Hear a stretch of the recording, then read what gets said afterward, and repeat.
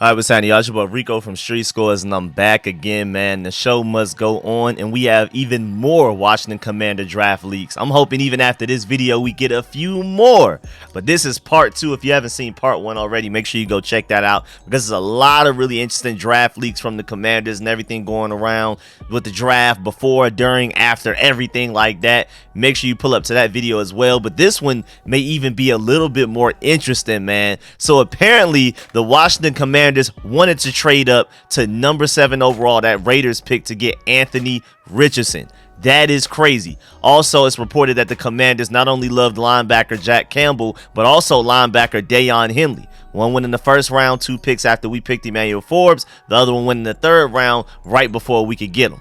And then also, the Commanders apparently wanted to trade up for interior offensive lineman Steve Avila as well. And he may have been their top interior offensive lineman center prospect on their board. Remember, Martin Mayhew says that he regrets not being more aggressive to trade up to get guys that they liked a little bit more than the guys that they got. They're happy with their draft class, but there were guys that they preferred at several positions that they weren't able to get because they weren't more aggressive with the trade ups. But at the same time, they were trying to trade up with some people, and some people were basically saying no, it takes 2 to tango. Also, John Kahn brought up some great information about what the Commanders' plans are for an offensive line. Like Chase Roulier and Andrew Norwell basically being more of a when they will be released rather than an if. Also, John Kahn broke down how much they like the tight end room and why they didn't take a tight end in the draft. And then lastly, personnel's execs and scouts from 5 different teams shared their exact thoughts on why Christian Gonzalez slid as far as he did, and I'm pretty sure the Commanders are one of them, or if at the very least, if they weren't the ones that were interviewed, they feel the exact same way as these other teams that were interviewed. And also, we just got to talk about how petty Bill Belichick was towards the Jets in the draft. I know it has nothing to do with the Commanders, but we got to do it.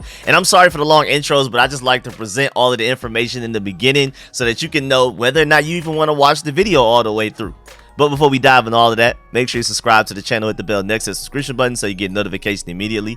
And every time I release an informative and opinionated video just like this one, make sure you pull up to the live stream. I'm gonna get it done eventually. Tonight I'm gonna be on with Rio Robinson, Louis T, Ed Oliver. We're gonna do the big Commanders live stream, so make sure you pull up to that. But I do want to get my live stream done where I do an entire draft review, grades, breakdowns of each prospect. But the main point of it is for me to open up the phone lines for y'all to call in and you voice your opinions about the draft. And I'm pretty sure so many people are gonna want to call in. I'm gonna have to be really strict with that 3-minute timer, so make sure you pull up with your ideas already ready and you sprint through them, because we're gonna have to move on to the next person. Ask whatever question you may have for me if you have them, but it's really just a show to give general Washington Commanders fans, including me, an opportunity to voice their opinions live on YouTube. So it's more so a show for all of us, not just me. So make sure you stay tuned for that and all of the film sessions I'm gonna do for all of the prospects. Without further ado, let's get it. You tell your family you can be a commander.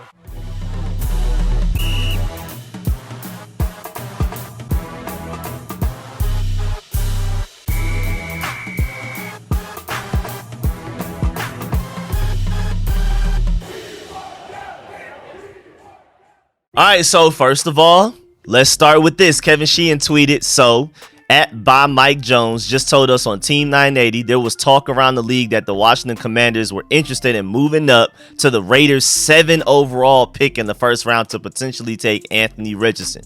But Richardson went number 4 to Indianapolis, so that fell apart. That's crazy, though. This is breaking news, mostly because we were hearing reports all over the place before the draft that, yeah, maybe there's some interest in Anthony Richardson, but it wasn't that serious. Ron Rivera kept saying to the media and everything, and maybe he was just keeping his cards close to his chest. He was basically saying that they don't care about quarterback that much. They may want a quarterback, but it's not that serious. It's also very interesting, too, because there were serious reports coming directly from Ian Rappaport that we were definitely being aggressive in trying to trade up to that 32nd overall pick that the Steelers had, the first pick in the second round, because remember the Dolphins had to forfeit their pick with all of the chaos that they had going on and everything like that. So we were trying to trade up to the first pick in the second round for a reason. Will Levis and Hendon Hooker still available on the board, and those are the only guys I could have thought of, because that would have been a pretty big jump in the second round. That would have been what, like 14, 15 picks to make that jump. We would have to give up quite a bit to make that jump. And then Hendon Hooker was reportedly the guy that we were interested in. That's what everybody was saying. Oh, it must be for Hendon Hooker. Reports coming out of the Commanders analysts and things like that, reporters saying that it's Hendon Hooker. We get the 47, Hendon Hooker's still there, we don't take him. The only difference at that 47 pick and why we didn't take quarterback was the fact that Will Levis was gone. So were we trying to trade up for these high ceiling potential quarterbacks? It sounds like the Commanders were intrigued by Anthony Richardson and Will Levis. Now, they weren't willing to take Will Levis in the first round. Thank goodness they didn't. Like I keep saying, we dodged the Will Levis bullet. Anthony Richardson, you say whatever you want. Maybe number 7 is too rich, but I would have been very happy to leave this draft with Anthony Richardson just in general, even though moving all the way up to number 7 would have been insane. That would have been crazy value to give up. And I'm not even sure, even as big of an Anthony Richardson believer that I am, that would have been worth it. But moving up to get Will Levis, or even if Will Levis slid to 47, I would have been mad at that pick. I mean, that's just that big of a gap to me between the two players, but that's just me. Either way, it shows that the Commanders were very interested in a high ceiling quarterback. And I'm assuming Eric Bieniemy had to have some say in that. And remember, it was reported right before the draft, like maybe the day before or the morning of, that Marty Hurney, who's part of the Commanders front office, is like a, slightly diet version of a GM.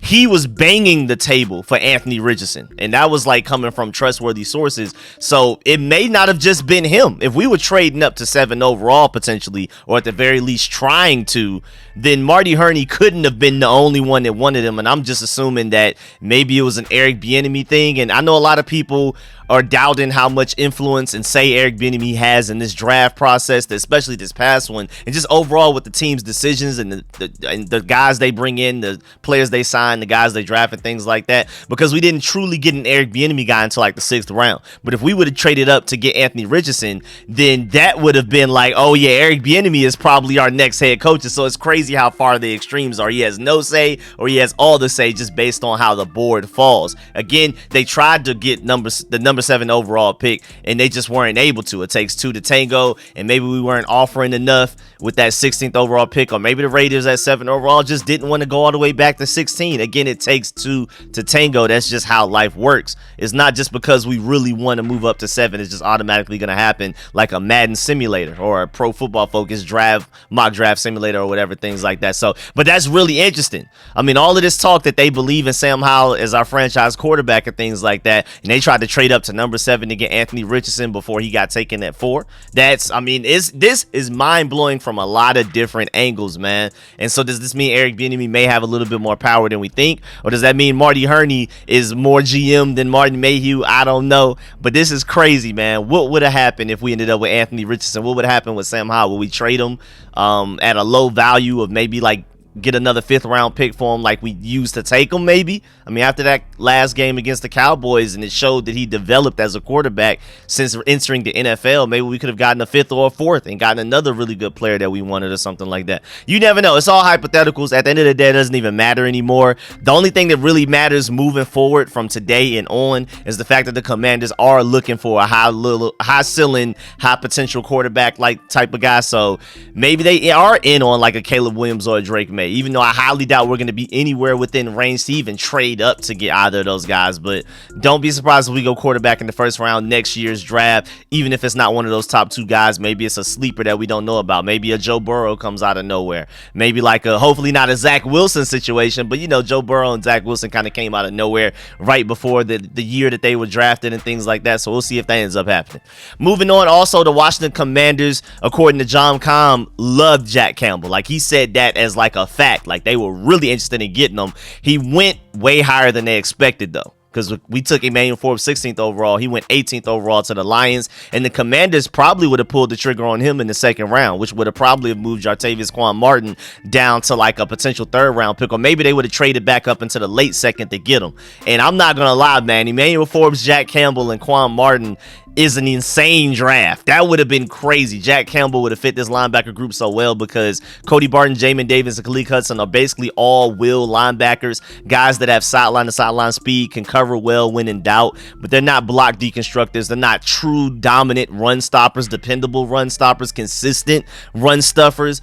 hole pluggers and things like that. I mean, they can occasionally, but you don't expect that to be like their ace in the hole. Jack Campbell being like 6'5", 240, 250 is literally like the perfect, would have been the perfect addition to our linebacker group as a specialist that specializes in something completely different from the rest of the linebacker group. I mean, you kind of have David Mayo, but he's such a liability in coverage that you just really can't play him in any situation other than third and short, third and inches, fourth and inches, goal line, and things like that. Other than that, he's just literally unplayable, whereas Jack Campbell would have been dominant against the run, and he would have been pretty decent in coverage with some upside there with his freakish athleticism, and you never know what could have happened. So that would have been an interesting situation. And then also it's reported through John Com that they also loved Deion Henley, and they were hoping they could have probably have gotten him in the third round instead of Ricky Strongberg.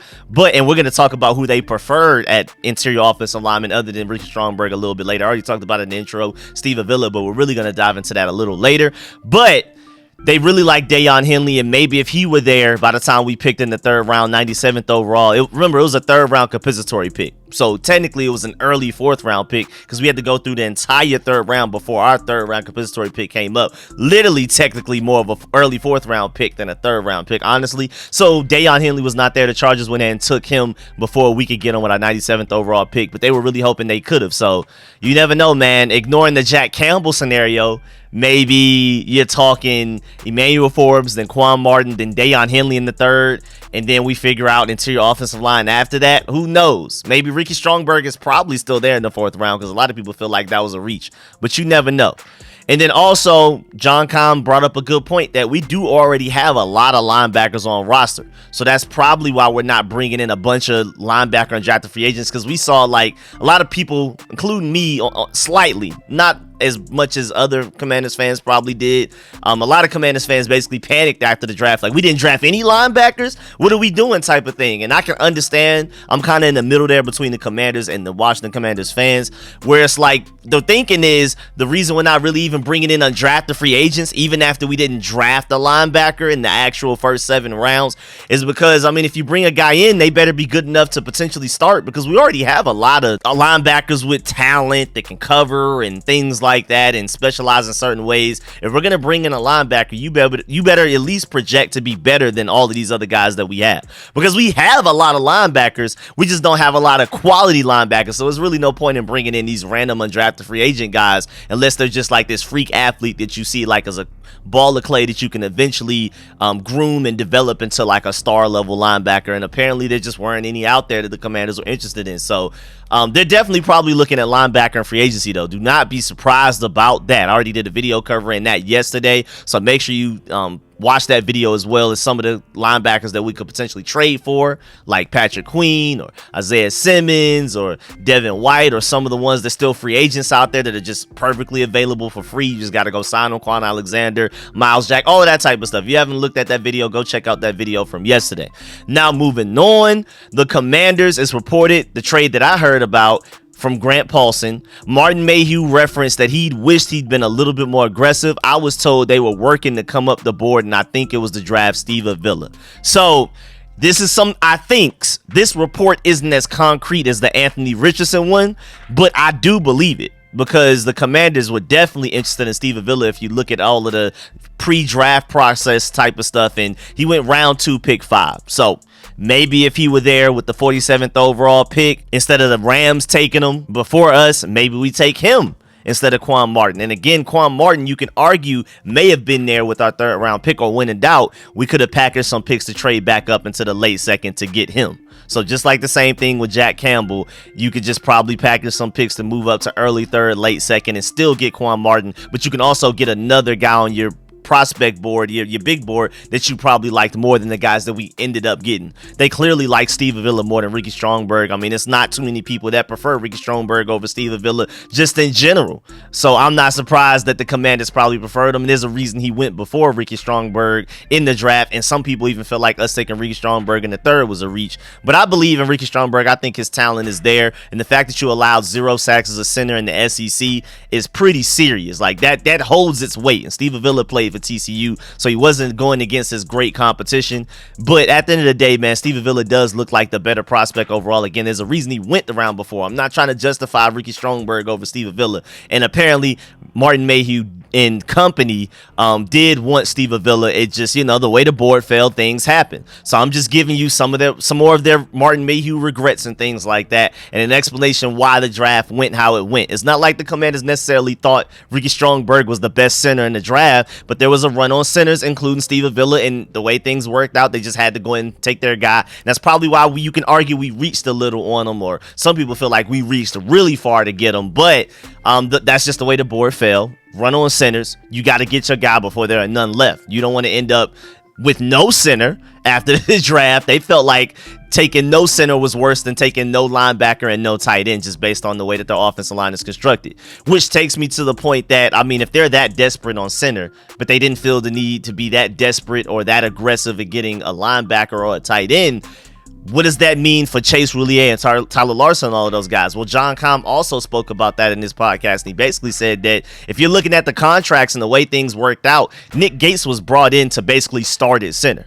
He's almost the assumed starter at this point, and Tyler Larsen's probably his backup, and Ricky Strongberg is the developmental guy that should eventually become your franchise center over time, and then eventually demote Nick Gates to like a Wes Schweitzer-like role where he's more of like a center backup but can also play some guard if you need him. Remember, Wes Schweitzer was more of a guard but can play at center, and has even started at center for us because of all the injuries that we've been sustaining over the years, type of backup role. You don't necessarily want Nick Gates to be your assumed starting center for an entire season going into that season, even though he looked pretty good for the Giants last year, and you could argue he was one of the very few bright spots on arguably the worst offensive line in football last year.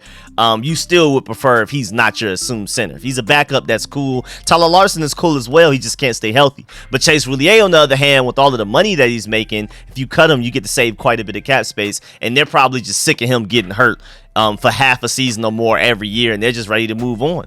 And so, man, it's really interesting because John Comm basically said, like, do the math. With everything the way this worked out, with how Ron Rivera has spoken to the media and things like that, Chase Roulier and Andrew Norwell are pretty much gone. Like, you can pretty much assume that they will get cut at some point. John Comm literally said it's a matter of when, not if, especially when it pertains to Andrew Norwell. Chase Roulier is more so an assumed thing, just the way that, again, that we drafted and the way we approach free agency, and we have like 4 or 5 centers, but we only have like 2 true left guards, kinda. You can argue Braden Daniels is, more of a guard as well with his shorter arms, but with his elite athleticism and mobility and things like that, there's a reason why Travell Wharton is vouching for him to potentially project to be a project like starting tackle at the NFL level and things like that. They're hoping he could be their franchise tackle at some point. No time soon, of course, but you never know. So he's more of a tackle kind of thing that they see, even though I kind of see him more of a guard.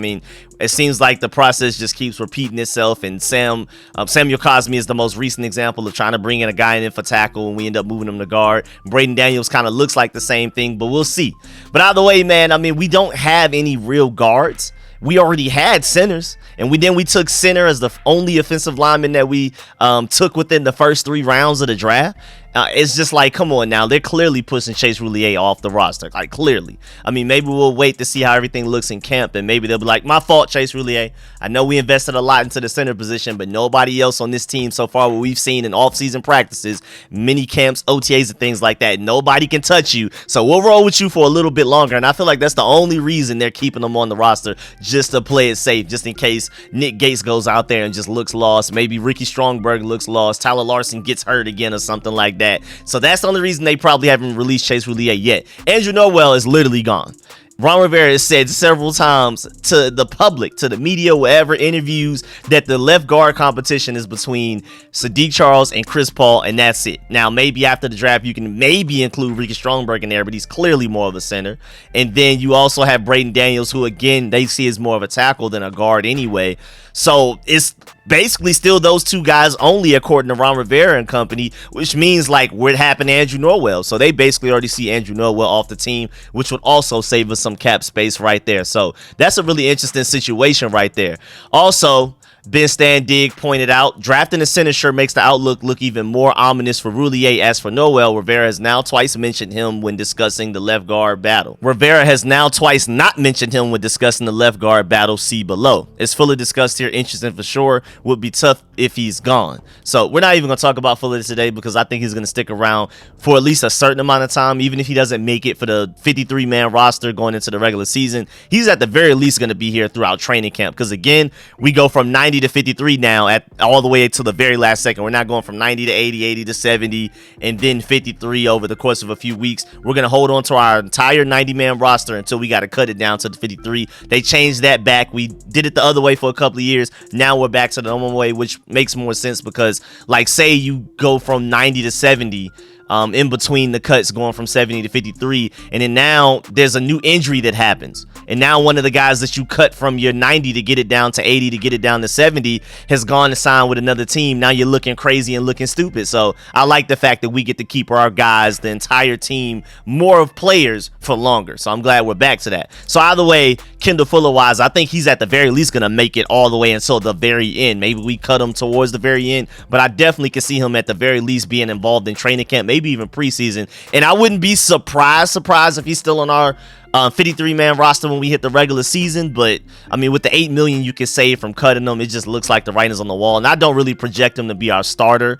Maybe he will be heading into the offseason, but by the time we get to the training camp, like OTAs, mini camps, maybe he's the starting corner somewhere. But by the time we get to training camp, I think Quan Martin's just starting slot. Emmanuel Forbes and Benjamin St. Juste are starting outsides, and then a mix of Cameron Curl, Percy Butler, Derek Forrest are your safeties. And it's just like, where does he fit in that? And he's the one costing us the most money. Like, Kendall Fuller alone is making more money than several of those guys I named combined. So the writing's on the wall, but it's nowhere near as much as the writing is on the wall for Andrew Norwell and Chase Roulier, which is the main point I'm making. Just like this, the Athletic article that Ben Standig pointed out. He asked on how Daniels fits into the left guard mix. Ron Rivera, well, he'll compete in it.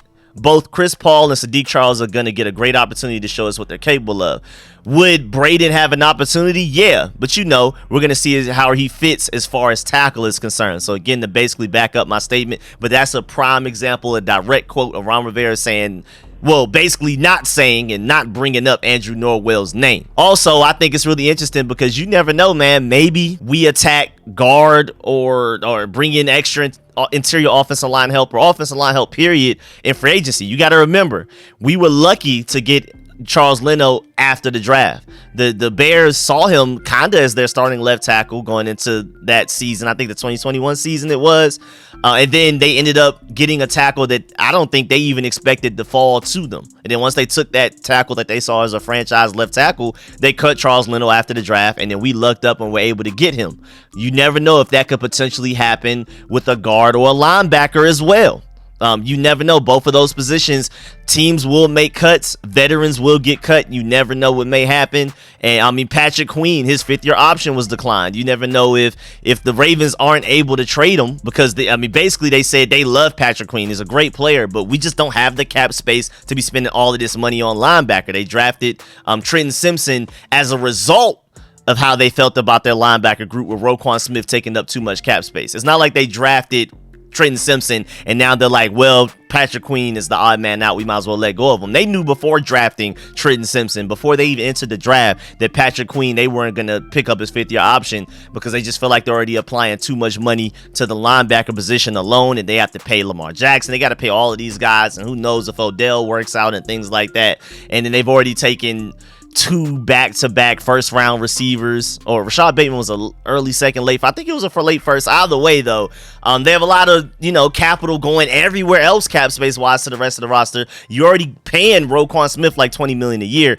I mean, Patrick Queen and his fifth-year option, picking that up is already a struggle, cap space-wise. But then the way he's balled out for them the past few years, they're gonna have to pay him big money as well, and they're already just looking ahead like, man, we can't hold on to him. So you never know, man. We may be able to pick him up. Long story short, you just never know. Maybe he gets cut after they don't find any suitable trade partners. So, like I covered yesterday as well with another video, don't be surprised that if like Isaiah Wynn or Dalton Reisner or at guard or any of these talented linebackers are available within the next few weeks and just come out of nowhere like, oh wow, this guy's available now. That's perfect for the Washington Commanders. So don't panic as fans because we just didn't address left guard and linebacker like we thought we should, or even tight end, because somebody probably will end up getting cut throughout this off-season process. Just like us, we already see the writing on the wall for Andrew Norwell and Chase Roulier, but we haven't officially cut them yet for good reasons. Other teams are probably doing that with their guards or linebackers that they already kind of see the writing on the wall, and when those guys get cut, the Commanders will probably pounce on it. So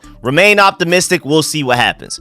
Also, John Comm talked about how the Commanders feel about the tight end room and the fact that they like Logan Thomas enough to where they didn't feel they needed to take tight end early in the draft. They liked a few tight ends in the draft, but they felt like because based on what they saw from Logan Thomas towards the end of last season where he started to look more like his 2021 self, and this is coming from them, I didn't see it that much, but the Commanders feel like he started to get back to his 2021 self and finally started to fully recover from his injuries from the 2021 season towards the end from, I think it was the Raiders game. Y'all DMV boy did it. I want y'all to remember that. I'm going to keep reminding y'all of that. A DMV boy took out a Commanders tight end for no reason. And then he was banged up the majority of the 2022 season. Even when he played, he just wasn't himself. But apparently, according to Rivera and company, he started to look like his old self. And so they felt like, hey, man, we can work with Logan Thomas.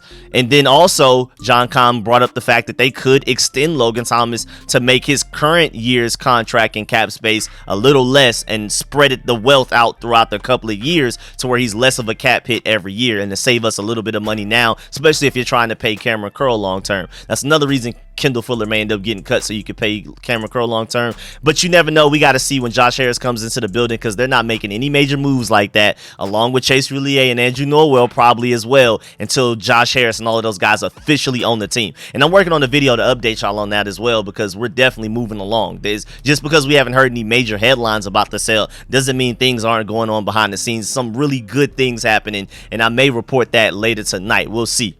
Also, John Comm said that they expect Armani Rogers to make a jump, and I do as well. So I definitely agree with that. I mean, out of everything we've talked about today, that's probably the thing I agree with the Commanders the most about. My boy Armani Rogers making a big jump. You got to remember how raw he was. He never played tight end in his life until that East-West Shrine Bowl, and that was his first time really running routes literally in his entire life. He was a quarterback his entire life. Logan Thomas, yeah, he made the transition from quarterback in college to tight end at the NFL, but he was a tight end in high school as well. Like, he's run routes before. He's been like a receiver. He's caught passes. This guy is as raw as it gets. I mean, the only guy more raw than him was Sammis Reyes, who's never played football in his life and didn't even know what zone coverage meant, basically, when we were like scouting him and looking to pick him up and we signed him and all that. He literally had no concept of football. That's as raw as it gets. You have to be from a different country for that to happen.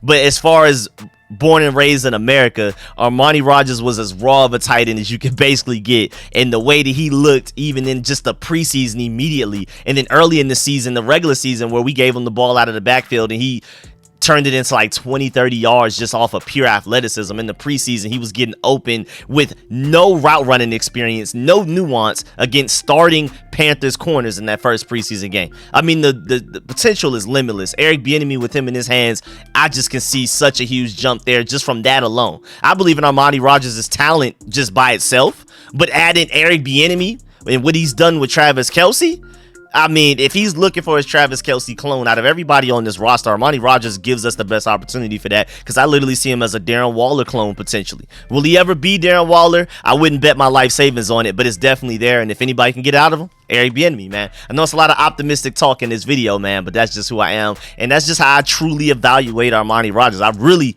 believe that. But shouts out to @Mike Giardi. He tweeted, asked personnel exec/scouts from 5 different teams their thoughts on Christian Gonzalez's slide, and not a big fan of that term, FYI, because he just doesn't like the way slide sounds as an evaluation, like as a negative towards the player. Either way, though, they said lack of physicality and not just in the run game. Also, concerns about his play in big games. He was not good against Georgia this year in particular. That left a mark. And then third, 2 of the personnel guys wondered if Gonzalez has the competitive spirit to go from good and raw to great, elite, and refined. So, and I'm pretty sure if the Commanders weren't one of those 5 teams, they for sure agree with one of those 5 teams, because he was sitting there at 16. Nobody expected him to be there at 16, and we still didn't take him. So just to let you know why the Commanders did not take Christian Gonzalez, and I can see that on tape. I'm a big Christian Gonzalez fan. I'm not going to be one of those guys that's like, well, we took Emmanuel Forbes, we didn't take Christian Gonzalez, so now I'm going to hate on him and only see all of the negatives. No, I'm going to be the same fan of Christian Gonzalez that I was coming out of the draft, that I was leaving the draft after we didn't get him. But I definitely agree that those are some weaknesses. I just believe in his potential development to work on that and to become more of a run stopper. But if you want to play it way safer and go with the guy that has confirmed not only health perfection, no health issues, no injuries after playing in the SEC for as long as he has, and shows that he can stop the run, or at the very least is very willing to, and is all of the negatives that they just said about Christian Gonzalez, a guy that has all of those as positives and is the complete opposite in all of those aspects. If you want to play it safe and take that guy, Emmanuel Forbes makes way more sense, and that's why we took him. Also, just wanted to let y'all know that if you didn't know, Bill Belichick being Bill Belichick once again, Bill Belichick and the New England Patriots did everything they could to block the New York Jets from getting offensive line help for Aaron Rodgers. That's why they ended up reaching for Will McDonald in the first round, because Bill Belichick was not playing. It says, quote from the article, Belichick did it just to F with the Jets as far as the Patriots first round trade. Also, quote, Bill will try to screw them over any chance he gets. He knew exactly what he was doing, another front office said. I mean, it's crazy, man. That man, that's a funny guy. Ain't got nothing to, it doesn't really have much to deal with us other than the fact, like I reported in my other Washington Leaks video, they somehow had intel that the Commanders didn't want to take Christian Gonzalez in the draft at all. That's why they were comfortable with trading back as well. So that was kind of like part of that too. But man, either way, appreciate the support, man. That's the end of this video. Please get in the comment section. Let me know how you feel about everything discussed in this video, especially Anthony Richardson, the linebackers that we liked, potentially Will Levis, all of that, man. Steve Avila, all of the guys that we apparently liked in this draft, and everything that we talked about, offensive line, tight end, everything. And of course, man, please leave a like on this video if you liked it, if you learned anything. Shouts out to all of my sponsors, especially my Pro Bowl sponsors, name you see scrolling on the screen right now, man. I really appreciate y'all. I'm gonna catch y'all later. I'm out.